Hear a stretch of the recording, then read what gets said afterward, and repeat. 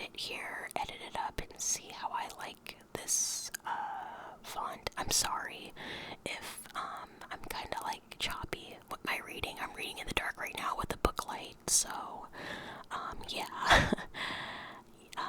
I apologize for the stuttering and stuff like that. But and I like I said, I didn't graduate high school or anything, so I kind of taught myself how to read. Hello. My name is Base ASMR,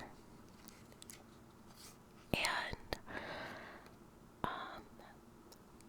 I thought that it'd be neat to kind of document my journey into my religious studies. It's nothing like college like or anything. It's just more like personal studies.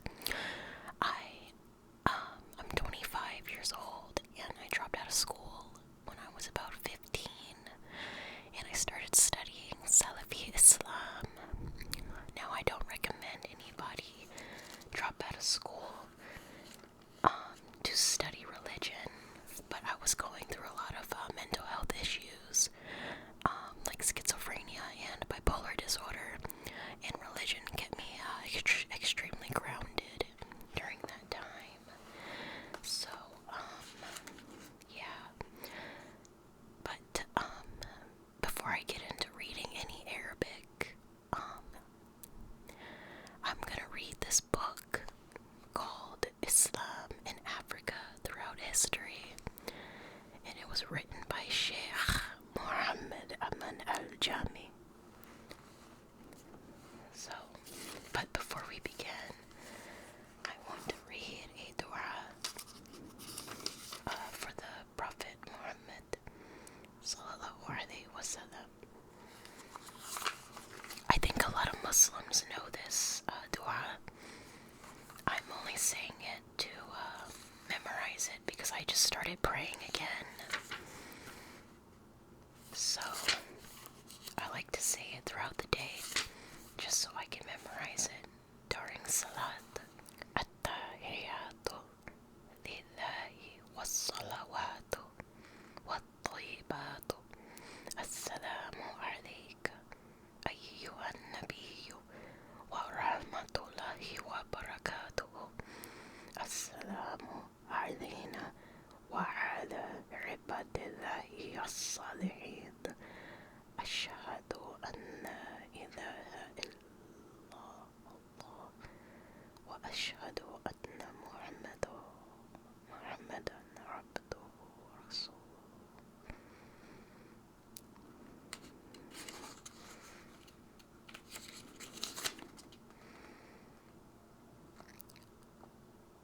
Allahumma salli ala Muhammad wa ala ali Muhammad kama sallaita ala Ibrahim wa ala ali Ibrahim innaka hamidun majid. Allahumma barik ala Muhammad wa ala ali Muhammad kama barakta ala Ibrahim wa ala ali Ibrahim innaka hamidun majid.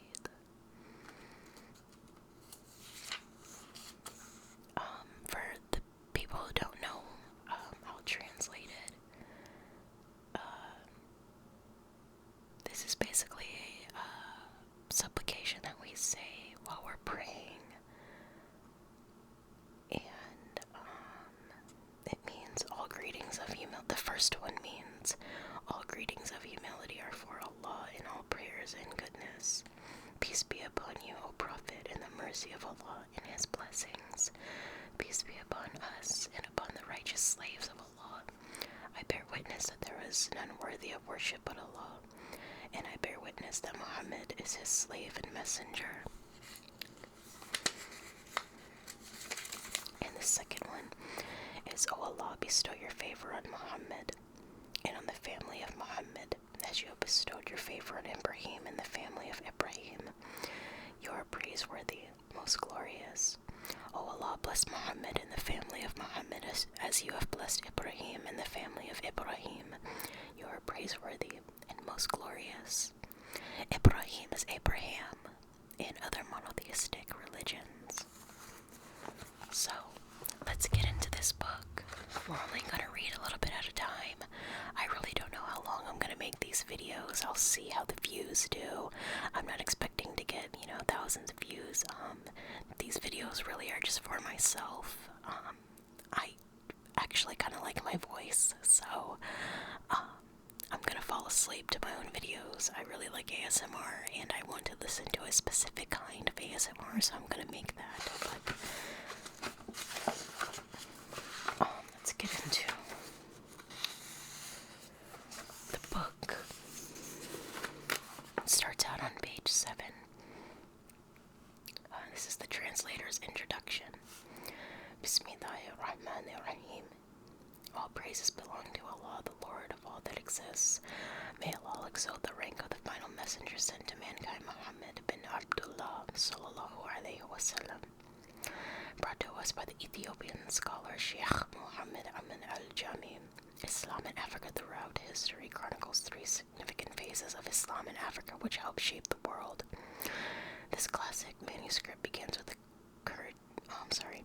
courageous stance of the Abyssinian king Najashi, which shook Hercules of Rome, defied the tribes of Mecca while influencing the kings of Oman, and even softened the hearts of Prophet Muhammad's staunchest adversaries.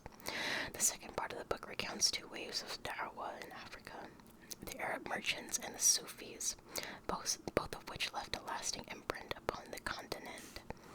The third part details the scholars who led the revival of the Salafi Da'wah in Africa and advises the students of knowledge about the future of Islam in Africa. As a bonus for the reader, I added some appendices.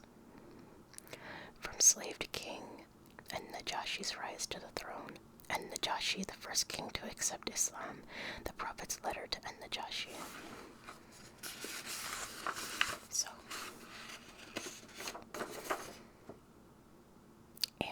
this was written by Rashid ibn Astiz Barbi. And this is about the author. His name is Muhammad Aman bin Ali al-Jami, known as Abu Ahmed. His homeland, he is from Ethiopia in the region of Harar, from the village of Tab. He was born in 1349 AH, corresponding with 1931 on the Gregorian calendar. His early studies in Ethiopia, the Sheikh began studying the Noble Quran in the village of Tab. Upon completing his Quranic studies, he began studying the books of Islamic jurisprudence according to the madhab of Imam Ash-Shafi'i. He also studied the Arabic language in his village under the tutelage of Sheikh Muhammad ibn al-Harari.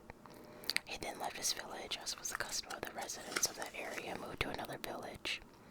There he met with a man who became his colleague in seeking knowledge and migrating to Saudi Arabia, Sheikh Abdul Karim. They formed an Islamic brotherhood and traveled together to a sheikh named Sheikh Musa. Under him, they studied the poem Az-Zubd by Ibn Ruslan. Next, they studied the text of Al-Minhaj with Sheikh Abadir. And they studied a number of sciences in this village. Both of them desired to travel to the Holy Land of Mecca to seek knowledge and perform the obligation of Hajj. Thus they left Ethiopia, heading towards Somalia, where they boarded a ship heading to the city of Aden in Yemen. They experienced many hardships and dangers on both land and sea. Next, they continued to the city of Al-Hudaydah in Yemen, walking by foot, and there they fasted the month of Ramadan. Then they traveled towards Saudi Arabia, passing through Samita and Abu Arish until they received permission to enter Mecca, and this journey was made on foot. Holy cow. The Sheikh began performing Hajj in the year 1369 AH. He then began to seek knowledge in the study circles held in Masjid al-Haram. There he learned from Sheikh Abdul Razak Hamza, Sheikh Abdul Haq al-Hamishi, Sheikh Muhammad bin Abdullah as-Somali, and others.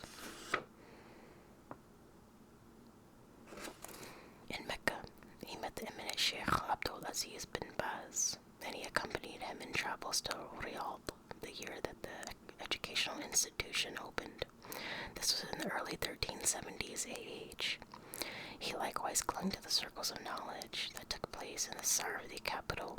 He benefited and was affected by the noble mufti, the faqih, the scholar of Ursul, and Sheikh Muhammad bin Ibrahim al-Sheikh. He likewise clung to the noble Sheikh Abdul Rahman of Mali, Africa, as well as His Eminence Abdul Aziz bin Baz. He benefited greatly from his abundant knowledge and noble character. Likewise, he took knowledge in Riyadh from the noble Sheikh Muhammad al-Amin al-Jakni al-Shaq. I'm sorry. It's a hard language to read when it's in English. Ash-Shanqiti, the Sheikh and Muhadith Ahmed al-Ansari, and Sheikh Abdul Razak Afifi. He was greatly affected by Sheikh Abdul Razak Afifi, even in the way he taught. He also benefited from and was affected by the noble Sheikh Abdul Rahman Nasir as-Sadi, for they used to correspond with each other. They also learned from Sheikh Muhammad Khalil Haraz, and he was also affected by him. He also benefited from Sheikh Abdul al-Qarawi.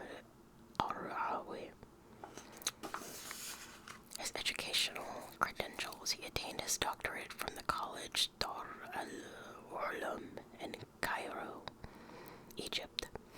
His status and the praise of the scholars for him. The Sheikh had a knowledge-based status among the people of knowledge and virtue. They praised him and considered him trustworthy. Rather, they trusted his knowledge in Aqidah, to the point that when he was a student of Riyadh, in Riyadh, and his Sheikh, the noble Sheikh Abdul Aziz bin Baz, saw his seriousness and diligence and knowledge, he introduced him to the noble Sheikh Muhammad bin Ibrahim, and he hired him as a teacher in the Samida Educational Institute in Jazan. Also from that, which indicates the soundness of his knowledge in Aqidah, as well as his status with the scholars, is that when the Islamic University of Medina opened, he was appointed as a teacher there, being chosen by Sheikh Abdul Aziz bin Baz.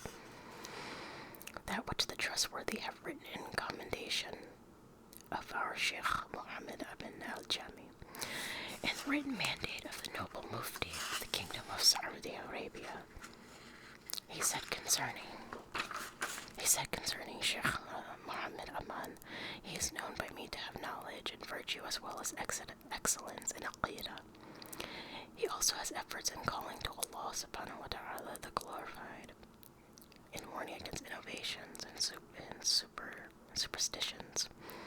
Our noble Sheikh Abdul Muhsin bin Hamd al-Abad al-Badr, teacher at the Prophet's Masjid, wrote, I know Sheikh Muhammad Aman bin Ali al-Jami to have excellence in Aqidah, soundness in methodology, and great concern for clarifying the Aqidah upon the way of the Salaf, as well as warning against the innovation. This is in his lessons, lectures, and writings. May Allah forgive him, have mercy upon him, and give him abundant reward. That was about the authors.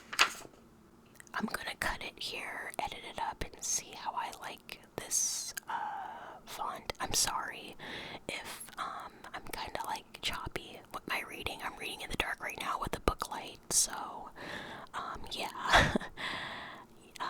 I apologize for the stuttering and stuff like that. But and I like I said, I didn't graduate high school or anything, so I kind of taught myself how to read and whatnot, with the help of some Muslim sisters. May Allah bless them. But I really appreciate if you guys give me your feedback. If not, that's cool too. But yeah, again, this book is called Islam in Africa Throughout History, and I hope you guys have a good night, and I hope that this put you to sleep. If not, relaxed you. And I'll see you in the next video.